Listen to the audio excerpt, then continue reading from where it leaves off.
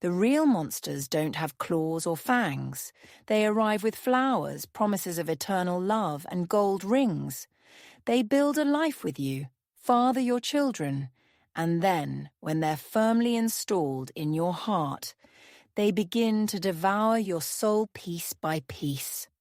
And the worst part? No one hears your screams because the neighbors only see the perfect family you pretend to be.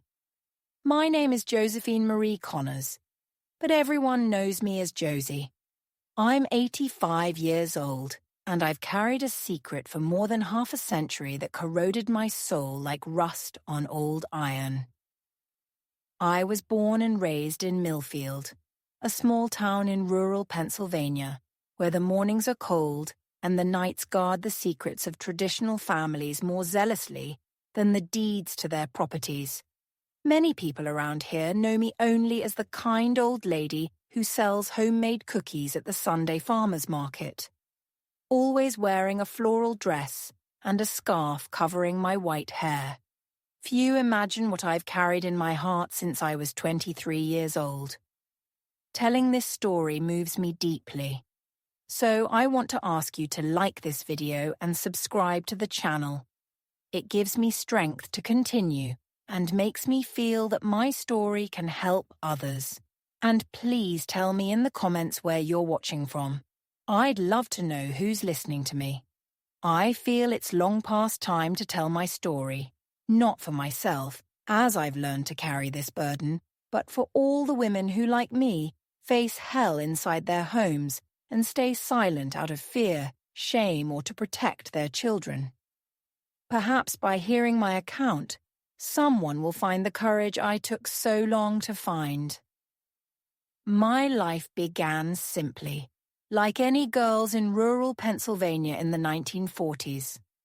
My father Anthony worked in the cornfields, waking at the first rooster crow and returning only when stars dotted the sky. My mother Sarah took care of the house, the 5 children, and still found time to make quilts to sell at the market. I was the middle child with 2 older brothers and 2 younger sisters. Our house was small with wooden floors and a roof that let in strips of sunlight through the cracks during the day.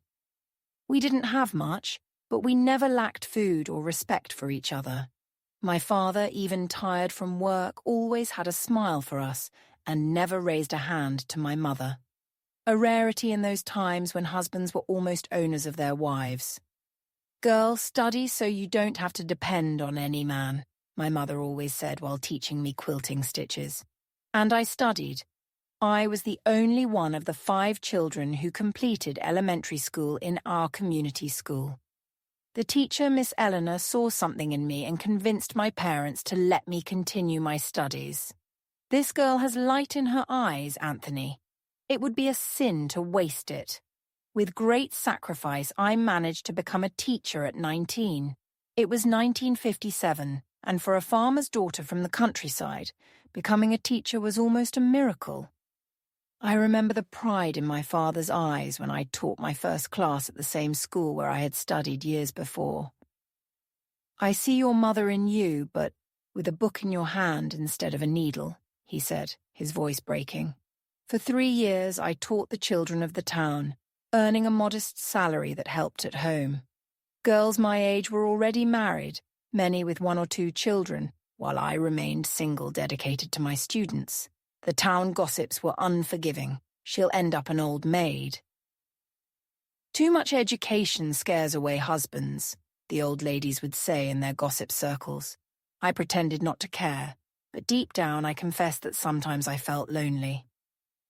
It was at a 4th of July celebration in 1960 that I met Charles. He had come from Philadelphia to work as an accountant at the only bank that had opened in town. He was tall, fair-skinned, with hair slicked back with bile cream, and a way of speaking that showed he had studied at a good school. When he asked me to dance, I felt my heart race like never before. "Would you honor me with this dance, miss?" he asked with an elegance no local boy would ever have. I accepted, feeling my face burn with embarrassment and excitement.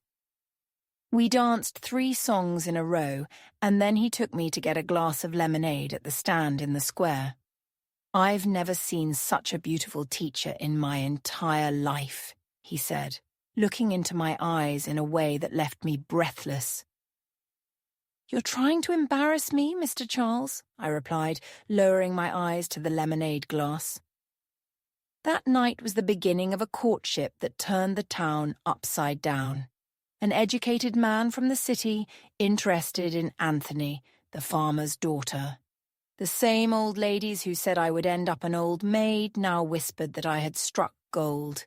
Little did they know that Charles, despite his good job and fine clothes, had no inheritance or important family.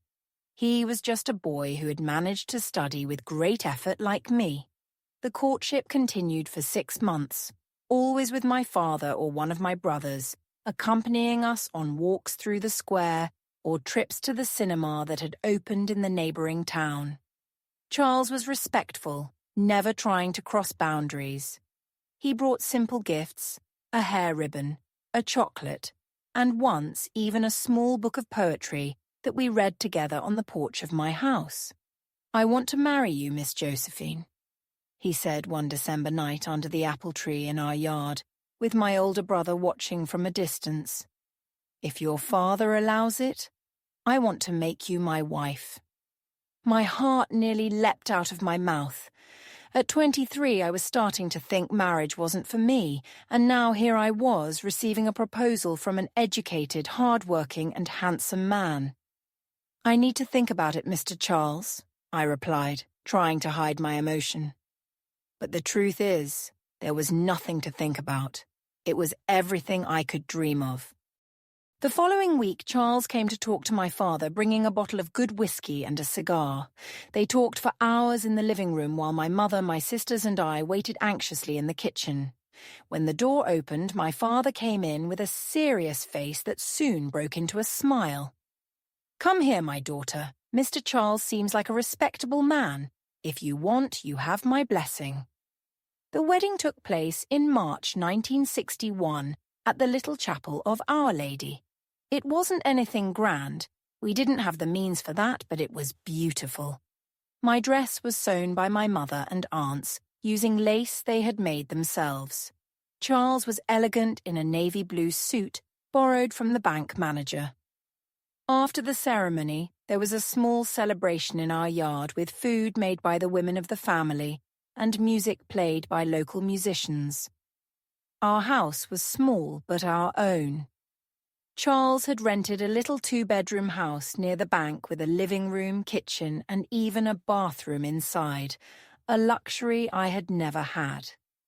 In the first months, I lived the dream that every girl of my time nurtured. Charles was attentive, bringing me wildflowers picked on his way home from work, praising my cooking even when I overcooked the beans, and at night he was caring and respectful.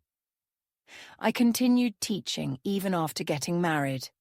Many husbands wouldn't allow it, but Charles seemed proud to have a teacher for a wife. "My woman has to show she's skilled in her mind too," he would say when someone questioned it. I felt like the luckiest woman in the world. When I discovered I was pregnant 6 months after the wedding, happiness seemed complete. Charles cried when I told him, his hands trembling as he touched my still flat belly.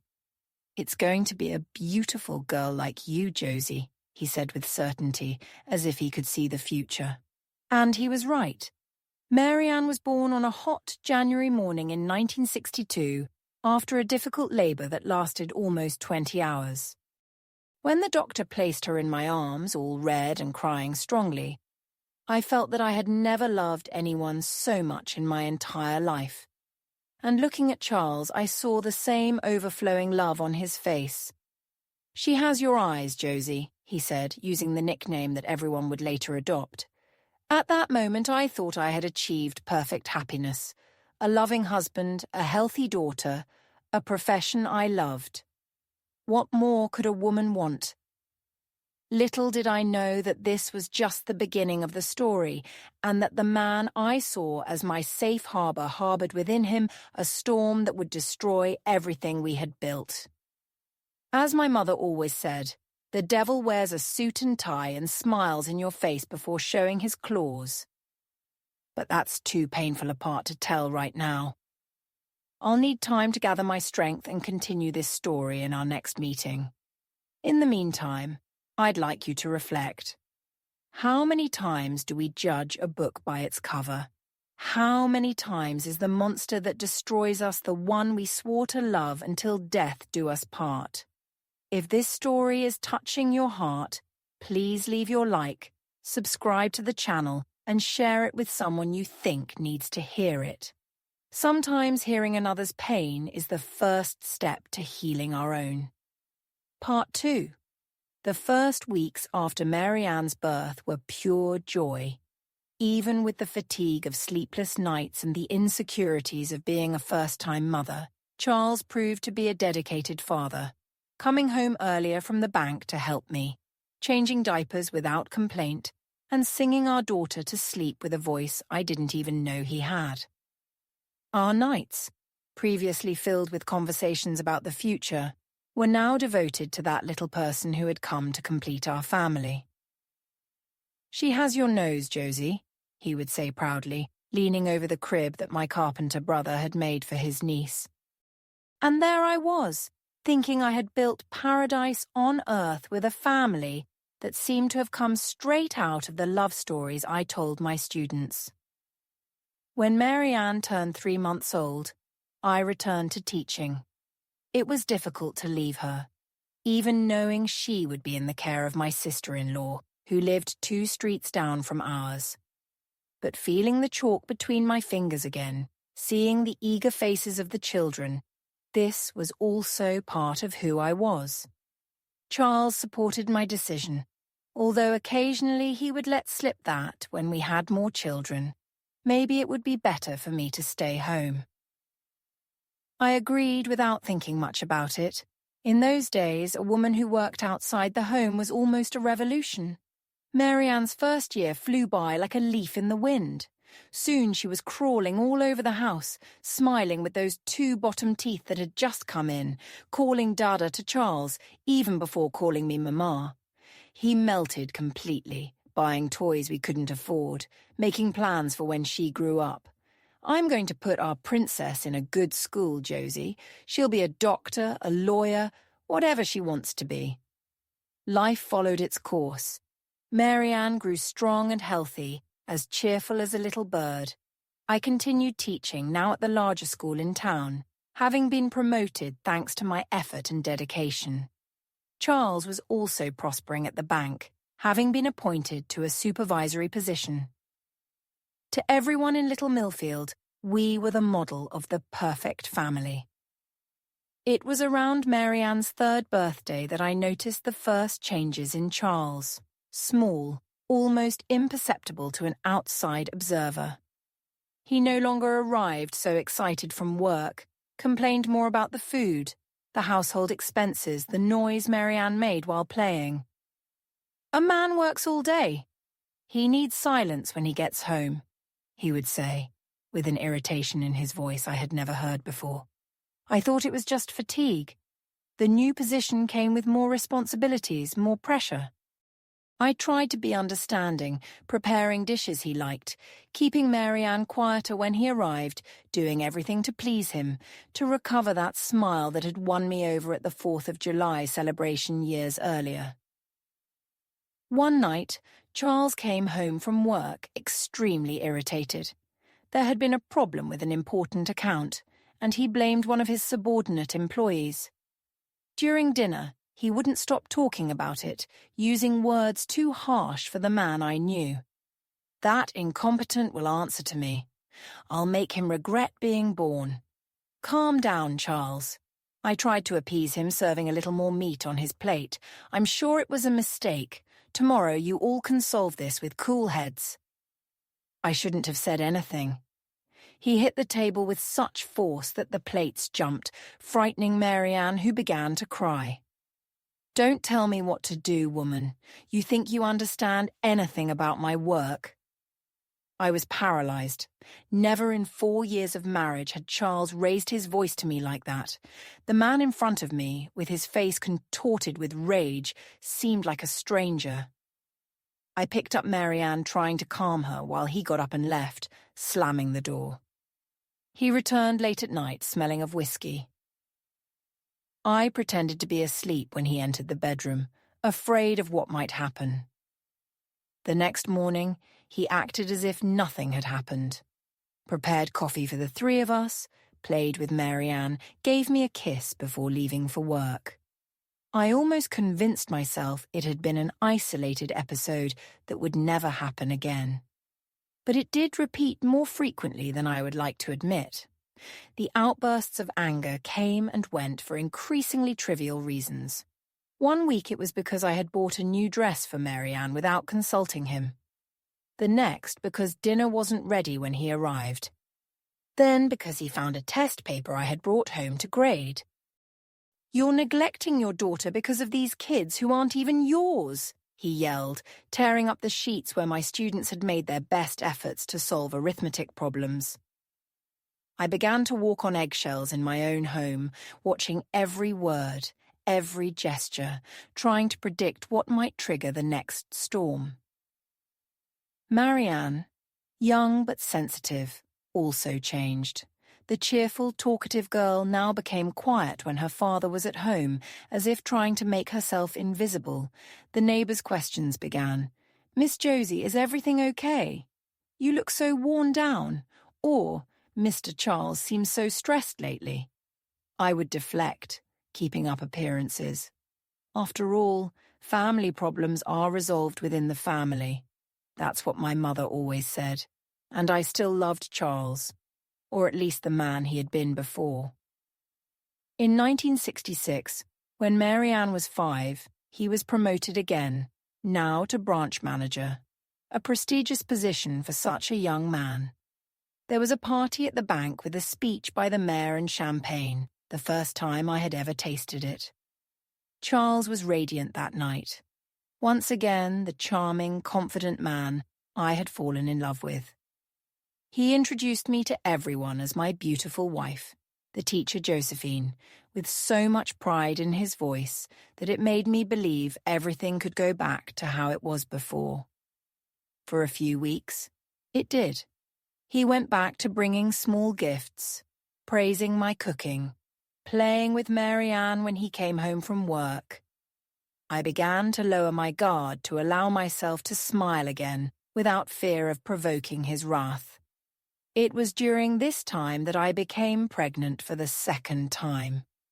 When I told Charles about the baby, he hugged me tightly, spinning me around the room just like he did when he found out about Marianne. "We're going to have a boy this time, Josie," he announced, as if he could determine that. "A son to follow in my footsteps at the bank. Those months of pregnancy were peaceful." Charles seemed to have tamed his inner demons, whatever had caused the previous outbursts. At school, I reduced my hours to better care for my health, with the blessing of the principal, who was my friend and confidant. Marianne was excited about the idea of being a big sister, already setting aside some of her toys for the baby that would arrive.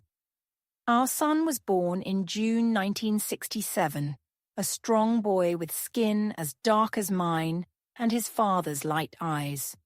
Charles chose the name Richard.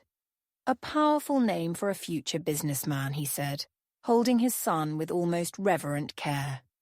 At first, everything went well. Charles divided himself between work and home. On weekends, he would take Marianne for walks while I cared for the baby. But then, when Richard was about 4 months old, he began to get sick frequently. Nothing serious, just colds, small fevers, but enough for sleepless nights, constant crying, and accumulated fatigue for all of us. That's when Charles's behavior began to change again. The complaints returned, more intense than before. Richard's crying irritated him deeply. "I can't even think straight with this noise," he would shout, slamming the door of the room where I retreated to calm our son. Marianne, now 6, became quiet and elusive again in her father's presence. One night, after a particularly difficult day at the bank, Charles arrived late and found the house in disarray. Richard had been feverish all day. Marianne had spilled juice on the living room rug, and I was too exhausted to keep everything in order as usual. "What pigsty is this?" he yelled as soon as he stepped into the living room. "I'm out all day breaking my back to support you.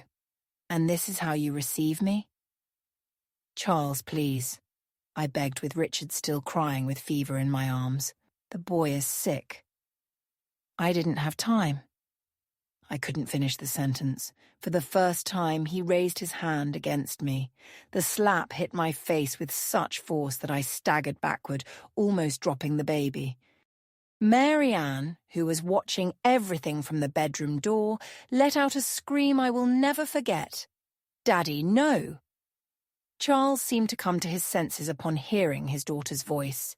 He looked at his own hand as if he didn't recognize it. Then at me, with my face now marked by the redness of the blow, and at Richard, who was crying even harder in my arms. Without saying a word, he turned around and left again, leaving only the echo of the door slamming behind him. That night marked the definitive end of any illusion I still harbored about my marriage. The man I had married, who had promised to love and respect me, had crossed a line that could not be undone.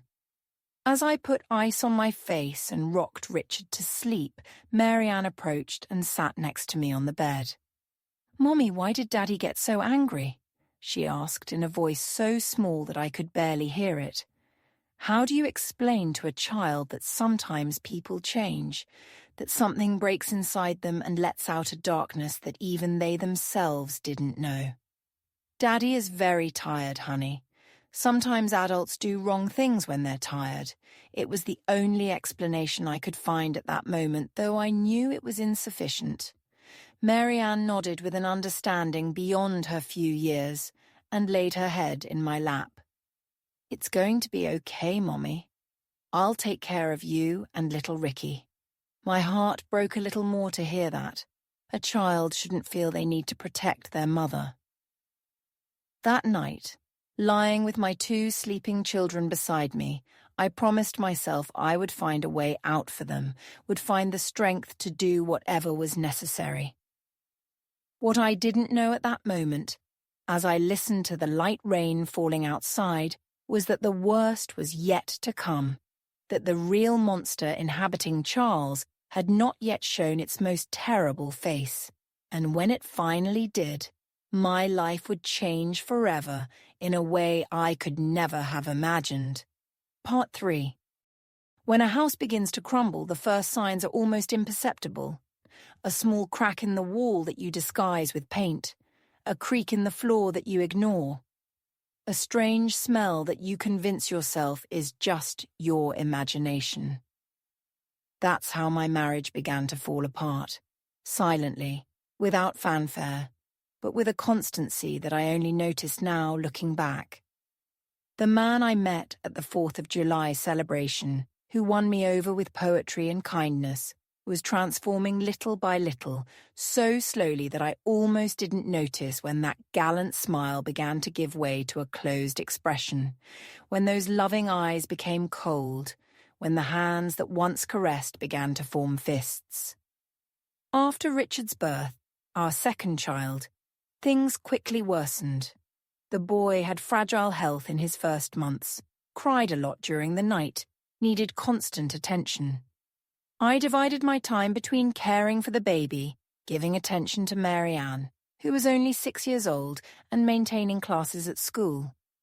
I slept little, ate in a hurry, and even so tried to keep the house in order to not give Charles reasons to complain. But the reasons always emerged. One day it was dinner that wasn't hot enough. On another it was Marianne's toys scattered around the living room. Then it was Richard crying too much. The complaints came accompanied by increasingly harsh looks. increasingly bitter words. "A woman who can't take care of her own house doesn't deserve to be called a wife," he would say, throwing the food plate in the sink, breaking the dishware that had been a wedding gift from my mother. I would swallow my tears, pick up the pieces, put the children to sleep, and lie down beside him in bed, keeping the greatest possible distance. I told myself it was just a difficult phase, that Charles was under pressure at work, that soon everything would return to normal. "Men have their moments," said Mrs. Connie, my older neighbour, when she saw me with eyes red from crying. "You have to be patient, child. That's just how marriage is." And I tried to be patient. Prayed every blessed day, asking God for strength, asking him to bring back the Charles I had fallen in love with. But the prayers seemed to fall on deaf ears. The day he hit me for the first time marked the beginning of a new chapter in our marriage. It wasn't just the physical pain that shook me, but the terrible understanding that something fundamental had broken. The man who had sworn to love and respect me before God and the entire community had raised his hand against me. And worse, had done it in front of our daughter. "Mommy, don't cry," Mary Ann would say, her small hands drying my tears as I rocked Richard, trying to calm him after the scandal. "I'll take care of you." Those words, coming from such a small child, broke my heart. What kind of mother was I needing consolation from my own daughter? What example was I setting for her about what a woman should accept from a man? In the days that followed, Charles oscillated between dramatic repentance, bringing flowers, asking for forgiveness, swearing it would never happen again, and new explosions increasingly frequent for increasingly trivial reasons. I began to notice changes in Mary Ann's behaviour. The cheerful, talkative girl who ran around the yard chasing butterflies now walked with her head down, spoke little, and trembled when her father raised his voice. On Sundays, when he took her for walks in the park, she would return quiet with a distant look that didn't match a child of her age. "Don't you want to go for a walk with your father any more, sweetie?" I asked once, when she hid under the bed upon hearing Charles calling. "No, Mommy," she replied, her eyes full of a fear that alarmed me. "I don't want to be alone with him."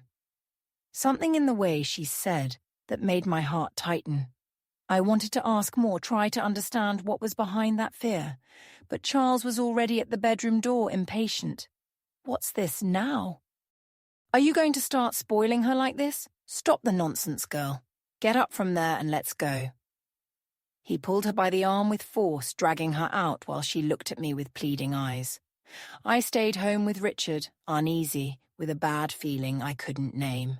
When they returned hours later, Mary Ann ran straight to her room without looking me in the eyes. Charles seemed normal, even gentle, bringing a bag of candy for the two of them. That night, I sat beside Mary Ann's bed to tell the story she always asked for before going to sleep. She was wrapped in the blankets despite the heat, as if trying to hide from the world. "What happened on the walk today, my love?" I asked, running my hand through her hair. She remained silent for so long that I thought she had fallen asleep. Then, in a voice so low that I could barely hear, she said, "Daddy took me to a place." She paused. "He said it was our secret." "What place, honey?" "A house there at the end of Market Street. There's a man there who takes pictures." My blood froze in my veins. Pictures? What kind of pictures? Mary Ann curled up even more. "I don't know exactly. Daddy said I had to take off my dress, that it was a special job. He got angry when I cried. I couldn't sleep that night. My head was buzzing with 1,000 horrible thoughts, with the terrible suspicion of what might be happening. I wanted to confront Charles immediately, but something told me to be careful. If my suspicions were correct, confronting him directly could be dangerous for me and the children. The next day, with the excuse of buying bread, I passed by the street of the market, looking for the house Marianne had mentioned. I found an improvised photography studio with a discreet sign in front. Without the courage to enter, I observed from a distance. I saw when Charles arrived, greeted the man at the door like an old acquaintance, and went in. I returned home trembling with a bitter certainty forming in my chest. I didn't know exactly what was happening, but I knew it was something wrong, something that was hurting my daughter. In the days that followed, I became more alert, observing every interaction between Charles and Marianne. I began to notice things I had ignored before. The way he insisted on bathing her even though she was old enough to bathe herself, how he called her to his lap frequently, even when she clearly didn't want to go, the way he looked at her when he thought no one was watching. One night I silently entered Marianne's room and found her quietly crying into her pillow. "What is it, my angel?" I asked, sitting beside her. "Mommy," she sobbed, "I don't want Daddy to come into my room at night anymore. He does things that hurt me." Those words were like a dagger in my heart. For a moment I couldn't breathe, couldn't process what I had just heard. Then reality hit me with full force. My husband, the father of my daughter, was abusing her. "What things, Marianne?" I asked with a knot in my throat, needing to hear to be sure, even if each word was torture. Between sobs, she told me details that no child should know, things that no child should experience. She told about the nights when he would enter her room when he thought I was sleeping, about the threats he made so she wouldn't tell anyone, about the pain and confusion she felt. I hugged my daughter tightly, letting my own tears fall freely. How could I have been so blind? How did I not notice what was happening under my own roof? Guilt consumed me, mixed with a rage I had never felt before. "Never again, my daughter," I promised, holding her face between my hands. "He will never touch you again. I promise." That same night, while Charles slept, I packed a small suitcase with some of our clothes and the few important documents we had. I planned to leave at dawn, take the children to the house of a former teacher colleague who lived in another town. But when I was finishing the preparations, I heard the sound of the bedroom door opening. Charles was standing observing the suitcase on the bed. "What do you think you're doing?" he asked, his voice dangerously calm. "I'm leaving," I replied, trying to sound firm despite the fear consuming me. "And I'm taking my children with me." His laugh was cold, cruel. "Do you really think I'll let you take my children? That you'll survive without me? Who will give you a house, food, clothes? You are nothing without me, Josephine. I'd rather starve on the street than stay one more day under the same roof as you," I retorted. "The courage coming from I don't know where. I know what you've been doing with Marianne.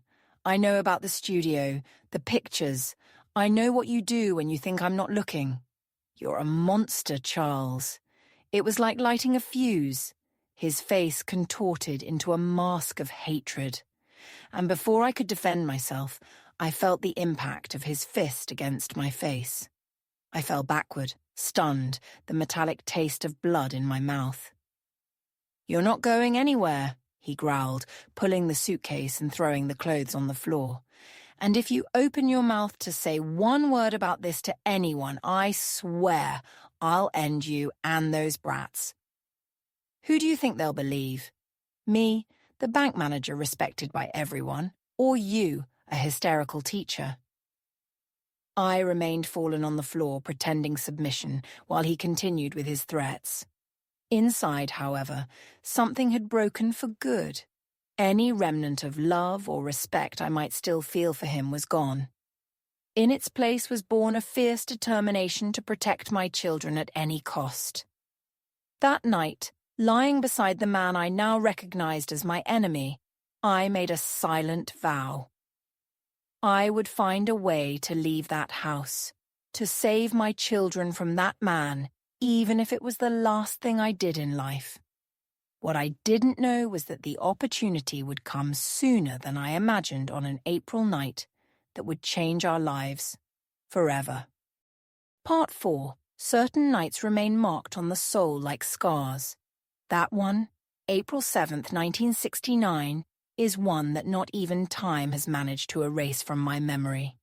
I keep every detail, every sound, every smell, as if it had happened yesterday, not more than 50 years ago. It was a Wednesday. I remember because it was prayer meeting night at church and I had returned later. Charles didn't like these church visits of mine. He said it was a waste of time to be praying when I had a house to take care of, but I insisted. That hour in God's house was the only moment of the week when I felt at peace, away from the fear that had become my constant companion. Richard, almost 2 years old, had already gone to sleep early, exhausted after a whole day running around the yard. Marianne, with her 8 years, should have been sleeping too. Charles had gone out for a meeting at the bank. At least that's what he said. I arrived home around 9 and found the silence strange. Normally, he would already be back, complaining about my delay. I put my rosary in the dresser drawer, took off my shoes to not make noise, and went to check on the children. Richard's room was quiet. The boy was sleeping on his stomach as always. But when I reached Marianne's bedroom door, I heard something that froze the blood in my veins. A muffled cry choked like someone trying not to make noise even in desperation, and his voice low threatening. If you tell your mother, she won't believe you, and if she does believe, she'll blame you. I pushed the door in an impulse. The scene I found was worse than any nightmare I could have imagined. Marianne cowering against the wall, her face wet with tears, her eyes wide with terror. And Charles, my God, how can I say this? The man I had chosen to be the father of my children was over her with his pants open. Seeing me, his face transformed into a mask of fury. "What are you doing here? You should be at church." I didn't answer. Something primitive took over me. A strength I didn't know I had exploded from inside my chest. I ran to him and pulled him by the hair with a violence I didn't recognize in myself. He staggered backward, surprised by my reaction. I took advantage to grab Marianne in my arms and run out of the room. "You crazy woman, come back here!" he shouted while closing his pants and coming after us. "Run, my daughter, get your brother and go to the neighbour's house, Mrs. Catherine," I whispered to Marianne, pushing her toward Richard's room. She hesitated, her eyes still full of terror. "Go, honey, please. I'll hold him back. I don't know where I found the courage. Maybe it was anger. Maybe the protective instinct that only a mother knows. When Charles tried to pass by me to reach the children, I placed myself in front of him like a wall. Get out of my way, woman. This is none of your business. None of my business. They're my children, you monster, I shouted, not caring if the neighbours would hear. He tried to push me aside, but I clung to him. In the weeks before, I had hidden a sewing scissors under the mattress, fearing that one day I would need to defend myself. I never thought it would come to this point, but at that moment, as we struggled in the narrow hallway, I remembered it. I managed to escape from him for an instant and ran to the bedroom. He came after me, laughing in that cruel way he had developed in recent years. "What do you think you're going to do, Josie? You think you can take me?" I grabbed the scissors from under the mattress and turned, holding them firmly. "Stay away from me and my children." He stopped at the door, surprised for a moment, then began to laugh again. "You don't have the courage. Don't test me, Charles. For God's sake, don't test me today." Something in my voice must have communicated the seriousness of the threat because he took a step back. At the same moment, I heard the front door open and voices. Marianne had managed to get out with Richard and call for help. It was Mr.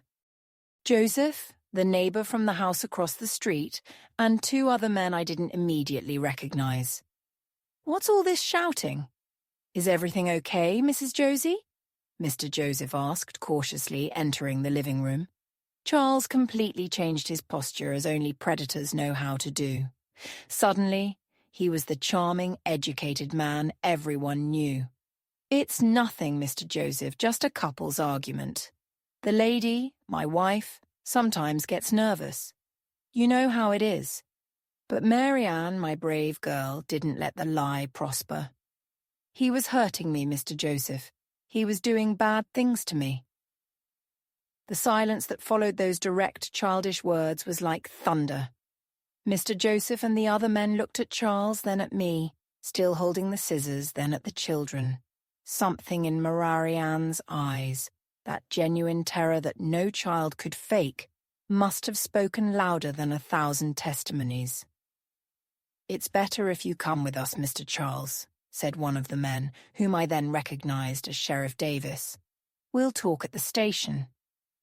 "This is absurd," Charles protested, but there was no longer the same power in his voice.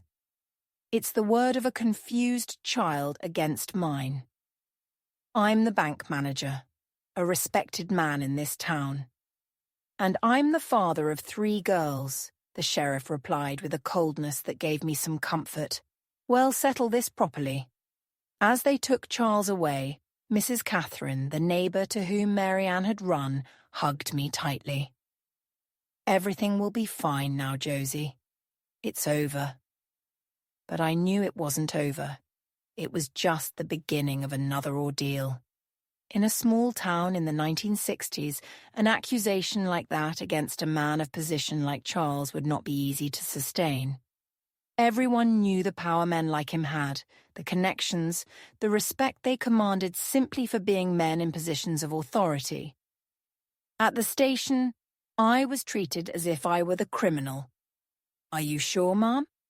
You couldn't have misinterpreted the situation. Your husband is such a well-regarded man in the community." The questions came loaded with doubt, with veiled judgment. Mary Ann was spared a formal interrogation thanks to the intervention of Father Roman, who arrived at the station as soon as he heard about the incident. "This child has been through enough trauma. If you need her testimony, let it be done with proper care and in the presence of a doctor." Charles spent only 1 night in jail. The next day he was released after paying bail. Gossip in the town ran wild. Is it really true, or did Ms. Josie make it up because he had another woman? That girl was always very imaginative. Maybe she confused things. A hard-working man like Mr. Charles. It can't be true. It was Mrs. Catherine who took us in during the following days. I didn't have the courage to return to my own house, fearing Charles might show up there. My children were frightened, especially Mary Ann, who woke up screaming every night. "It's all right, my love," I would say, hugging her tightly against my chest. "Mommy won't let anyone hurt you again, ever." But how to fulfill that promise? I had nowhere to go, no money saved, no family in town who could help me. My parents had already passed away, and my siblings were scattered, each with their own difficulties. It was then that I received the visit that would change the course of our story. Father Roman appeared at Mrs. Catherine's house one afternoon, accompanied by a woman in her 60s, well-dressed with an air of serene authority that immediately inspired confidence in me. "Mrs. Josie, this is Mrs. Augusta Bennett, head mistress of the Girls' Academy in Harrisburg," the priest introduced. "She heard about your situation and came to offer help." Mrs. Augusta extended her hand to me, and when I took it, I felt a reassuring firmness. "My dear, Father Roman told me about your case. I'm here to offer you a job as a teacher at our academy and housing for you and your children in the teachers' quarters. It's a 3-hour drive from here, far enough for you to start over." I couldn't hold back the tears. It was as if the Virgin Mary had heard my desperate prayers. "But why, Mom? You don't even know me." Mrs. Augusta smiled a sad, understanding smile. Let's just say I recognize your situation better than I would like. 20 years ago, a young teacher in circumstances similar to yours crossed my path. I couldn't help her as I should have. She took her own life a week later. I swore I would never again stand idle in the face of another woman's suffering. A week later, under the protection of Father Roman and some good men from the community, we boarded the bus to Harrisburg. I left behind the house, the furniture, almost all our belongings. It didn't matter. What mattered were Moran and Richard sleeping peacefully on the bus seats, finally free from the terror that our home had become. As for Charles, I later learned that he was transferred from the bank to another town far away. The scandal had been hushed up like so many others involving men of position. There was no trial, no justice in the traditional sense, but we were free of him, and that was all that mattered at that moment. In the first months in Harrisburg, Marianne barely spoke. She spent hours drawing dark, frightening scenes that broke my heart. Richard, too young to fully understand what had happened, adapted more easily to the new life. I worked hard, trying to prove my worth to Mrs. Augusta, trying to build a new home for my children. Little by little, with the support of a young female doctor who worked at the academy, Marianne began to open up, started to talk about what had happened. Not just that night I witnessed, but before I discovered with horror that the abuse had been going on for months, that my daughter had kept that terrible secret out of fear, shame, and confusion. He told me it was normal, Mommy, that all fathers did this with daughters they loved, that it was our special secret. Her words spoken in one of the sessions with the doctor destroyed me. How could I not have noticed? How could I have let this happen under my own roof? Guilt consumed me. I spent sleepless nights going over every sign I should have noticed, every change in Marani's behavior that I ignored, attributing to the stress at home or normal changes in childhood. The doctor, Dr. Clare, helped me understand that the guilt wasn't mine. Men like Charles are specialists in hiding their crimes. Mrs. Josie, they manipulate, threaten, create an environment of fear where silence seems the only safe option. You did what you could, and most importantly, when you found out, you acted. Many women, out of fear or dependency, choose to see, but not act. You saved your daughter. They were words of consolation, but the scar from that night, from that discovery, never completely disappeared. I carry it with me to this day, more than 5 decades later. Not as an open wound, not anymore, but as a reminder of the price we pay for blind trust, for chosen ignorance, for the belief that we truly know those we love. As I write these lines, I think of how many women are at this very moment living in similar situations. How many children are suffering in silence, believing that what happens to them is normal or worse, that somehow it's their fault. It's for these women, for these children, that I finally decided to tell my story. Because sometimes all we need to find the courage to change our lives is to know that we are not alone, that others have passed through the same dark valley and managed to come out the other side, not unscathed, not without scars, but alive and eventually healed. Part 5. Our arrival in Harrisburg was like being reborn. The Girls' Academy, directed by Mrs. Augusta, was a place of order and peace with its well-kept gardens and quiet corridors. My children and I received a small apartment in the teachers' quarters, 2 bedrooms, a living room, kitchen, and bathroom. It seemed like a palace after what we had been through. The first months were of adaptation and healing. Marianne began treatment with Dr. Clare, who with patience and delicacy helped my daughter process the trauma she had lived through. Richard, at just 2 years old, adapted easily to the new life. charming everyone with his smile and energy. As for me, I immersed myself in work, teaching English and literature to elementary school girls, finding in the routine of the classroom a refuge for my tormented mind. It was in 1971, almost 2 years after our arrival, that I noticed a profound change in Moran. One Sunday afternoon, we were sitting on the small porch of our apartment. She, now 10 years old, was drawing in her notebook, as she usually did. But something was different. The dark and frightening drawings had given way to colourful scenes. Flowers, butterflies, a house with open windows. "How beautiful, sweetie," I commented, feeling hope sprout within my chest. "What is it that you're drawing?" She raised her eyes to me, and for the first time in a long time, I saw a sparkle that reminded me of the girl she had been before everything happened. "It's our house, Mommy. The one we're going to have someday." At that moment, I knew we were on the right path, that the worst part was perhaps behind us. It didn't mean the scars had disappeared. They never would completely. But we were learning to live with them, to move forward despite them. Time passed, filled with work, my children's studies, the small daily joys that I had barely noticed before, and that now seemed precious. Richard entered school, revealing himself to be an intelligent and curious boy. Mary Ann, though she still had difficult days, began to make friends among the academy students, to participate in activities, to smile more.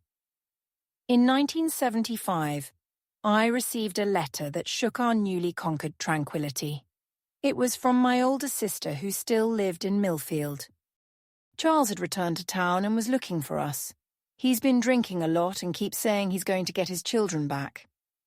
"But you had no right to take them," my sister wrote, concerned. "Be careful, Josie." Fear returned, cold and familiar, settling in my stomach. I immediately sought out Mrs. Augusta, who, after reading the letter, held my trembling hands in hers. "Don't be afraid, Josephine. He can't reach you here. You have the protection of the academy, the church, and now also my personal protection." She was right. Charles never reached Harrisburg. I later learned that he was arrested for assaulting a bank employee in a fit of rage and ended up dying in jail shortly after, a victim of liver cirrhosis. I felt no joy at the news, nor vengeance, not even relief. What I felt was a strange sense of closure, of a chapter ending, as if I could finally turn the page definitively. In 1977, 10 years after Richard's birth and 8 years since our escape, I received a proposal that would change our path again. The academy was expanding, and Mrs. Augusta invited me to take over the direction of the new elementary wing. It was a recognition of my work, of the dedication I had shown all those years. "You have a gift for leadership, Mrs. Josie," she told me, "and more importantly, you have compassion. It's exactly what we need to shape these girls." I accepted the challenge with a mixture of enthusiasm and apprehension. I had never occupied a position of such responsibility, but I discovered that Mrs. Augusta was right. I had something to offer, a wisdom born of pain, a strength I didn't know I had. Under my direction, the elementary wing flourished. We implemented more modern teaching methods, bringing art and music into the curriculum, encouraging the girls to think for themselves, to question, to dream beyond the limits society tried to impose on them. "An educated girl is a free woman" became the unofficial motto of our wing. It was what I deeply believed, what I wished I had learned earlier in life. Mary Ann grew up observing my work, absorbing those lessons. At 17, she surprised me by announcing she wanted to study law. "I want to help women like us, Mommy," she said, with a determination in her eyes that filled me with pride. "I want them to know they have choices, that they have rights." In 1980, when Marianne was accepted to the law school at Penn State, I cried with joy and gratitude. My daughter, who had faced the worst kind of trauma, was transforming her pain into purpose. Richard, now 13, was already talking about becoming a doctor to take care of people like Dr. Claire took care of us. He would say the 1980s brought changes for both America and our family. The country was experiencing the Reagan era. Women were beginning to occupy spaces previously denied to them. And I, at 46, met Sebastian. He was a history professor, a widower with a gentleness and integrity that initially frightened me. After Charles, I had built high walls around my heart. I didn't believe I could trust a man again, much less love one. Sebastian didn't pressure, didn't demand, didn't rush. With the patience of someone who knows the value of time, he won my trust little by little. It took almost 3 years before I accepted his proposal. "I'm not offering perfection, Josie," he said when he gave me a simple engagement ring. "Just an honest love and the commitment to always respect who you are." We got married in 1985 in a simple ceremony in the Academy's chapel. Marianne, already graduated and working as a lawyer, and Richard, then a medical student, were our best man and maid of honor. Mrs. Augusta, now elderly but still lucid, gave us her special blessing.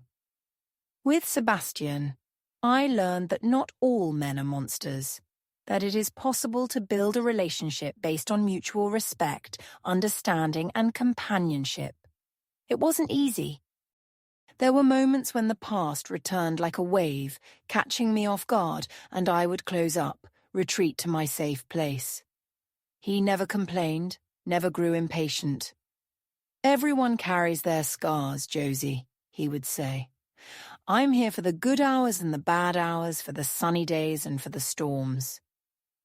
We had almost 20 years together before cancer took him in 2004. They were years of learning, of growth, of a quiet happiness I never thought was possible. His death left a void, but not an abyss. Unlike losing Charles, which had been like escaping from a prison, losing Sebastian was like saying goodbye to a good travel companion with gratitude for the shared miles. Today at 85, I look back and see a life marked by extremes, a pain so deep that it almost destroyed me, and a joy so pure that it redeemed everything. I see my children, now adults with their own children. Marianne, a respected lawyer specializing in women's and children's rights. Richard, a dedicated pediatrician with the same gentle smile from childhood. I see my grandchildren growing up in homes where respect is the rule, not the exception, where they know they are unconditionally loved, that they are safe, that they have a voice. This, perhaps, is my greatest victory. Having broken the cycle of violence, having created a new story for our family. If there's a lesson I've learned in these 85 years, it's that suffering doesn't have to be the end point, that even from the darkest ashes, something beautiful and strong can be born, that our story is not defined by others, no matter how powerful they may seem, but by the choices we make in the face of adversity. To you who are watching and perhaps going through your own valley of shadows, I want to say you are not alone. There is a way out. There is a tomorrow. Healing may seem impossible now when the pain is so present, so acute. But believe me when I say it is possible to rebuild, it is possible to heal. It is possible to find joy again. If this story touched your heart, please leave your like, subscribe to the channel, and share it with someone you think needs to hear these.